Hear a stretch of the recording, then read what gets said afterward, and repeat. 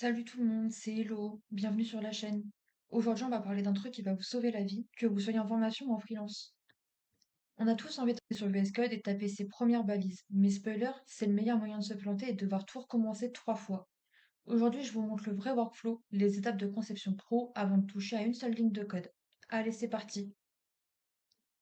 Ce qu'il faut dedans, une photo, une identité complète, prénom, âge, vie de famille, et surtout son niveau en informatique. Est-ce que c'est un crack ou est-ce qu'il galère avec sa souris? Petit plus, ses qualités, ses défauts et ses goûts, comme vous pouvez le voir ici dans caractéristiques. Et le scénario, comme vous pouvez le voir ici, c'est le moment vie de tous les jours. Comment cette personne atterrit sur ton site? C'est quoi son besoin précis à cet instant T? Retiens bien, un persona égale un parcours utilisateur. Si tu ne sais pas pour qui tu designes pour personne. Une fois qu'on a nos clients, on regarde ce qui se fait ailleurs avec le benchmark. Le benchmark, c'est on va voir la concurrence. Qu'est-ce qu'ils font de bien? Où est-ce qu'ils sont nuls? On pique les bonnes idées et on évite les mauvaises. Donc, en gros, ici, on a l'identité du concurrent, la navigation de son site, l'ergonomie et le design, les contenus, l'interactivité, le référencement, les liens, est-ce qu'ils fonctionnent ou non, et la performance d'éco-conception avec les points forts observés et les recommandations. Ça, c'est l'arborescence. Sur FigJam, on range ses dossiers. C'est le plan de ta maison. Quelle page, quel contenu. On structure tout ça proprement. Donc moi, ce que j'aime bien faire en plus, c'est de mettre une petite légende avec des couleurs. Ça m'aide à me retrouver sur mon arborescence et à construire mon site plus vite ensuite. Ensuite, on a le mood board. Le mood board, c'est ce qui définit le thème et l'ambiance du site.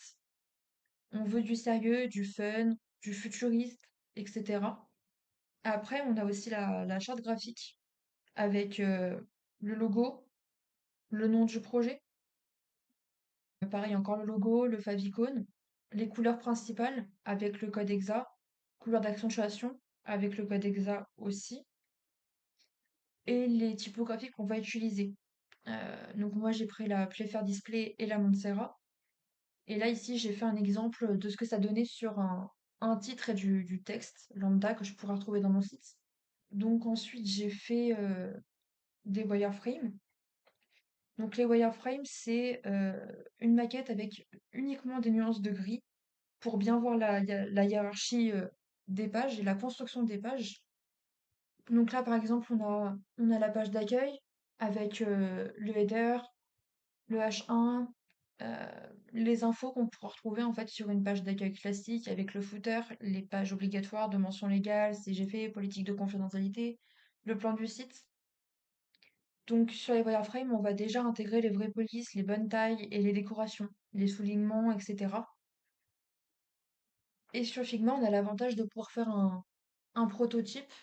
Donc en fait, le prototype, c'est ce qui va relier chaque page les unes entre elles.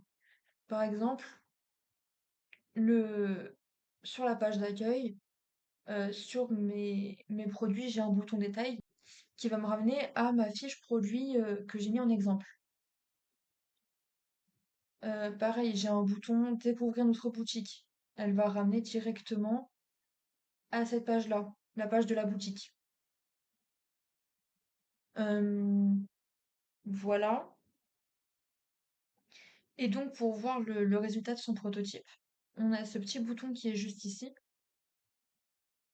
où en fait, on va pouvoir voir ce à quoi notre site ressemble. Est-ce que le parcours utilisateur est correct, etc. Est-ce que tous nos liens fonctionnent? Est-ce que le site est techniquement utilisable en l'état, sans rien changer?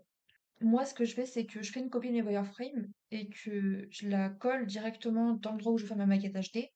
Comme ça, j'ai le prototype directement où j'ai pas besoin de le refaire.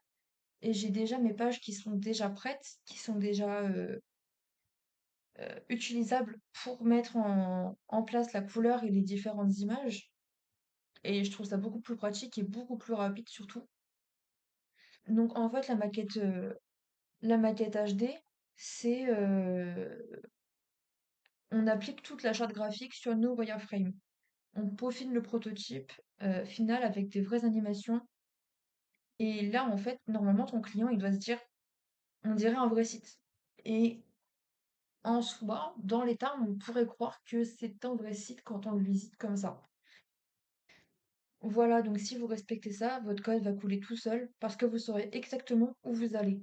Dites-moi en commentaire quelle étape vous trouvez la plus dure. Dans la prochaine vidéo, on se lance directement sur Figma pour créer nos premiers personas et notre arborescence avec FigJam. Abonnez-vous, lâchez un like et on se retrouve bientôt. Salut!